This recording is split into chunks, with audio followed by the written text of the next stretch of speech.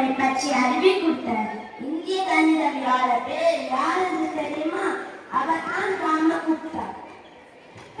இந்த பசுமலை பாடல் கால்குலேஷன் போடுவதற்கு மிகவும் ஈஸியாக இருந்ததால் உடனடியாக இந்த அமைப்பை நடைமுறையில் பயன்படுத்தப்பட்டது.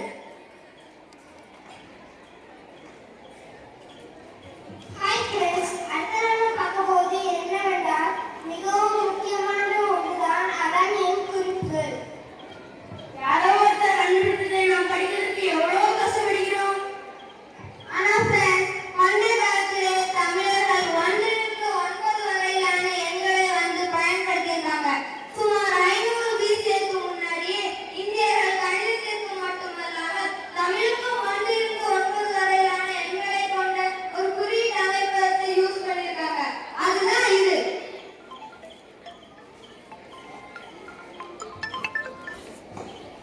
ஃப்ரெண்ட்ஸ், இதுதான் பண்டைய தமிழர் காலத்தில் பயன்படுத்திய கணிதவியல் குறிப்புகள். இது உங்களுக்கு பயனுள்ளதாக இருக்கும் என்று நம்புகிறேன். நன்றி, வணக்கம்.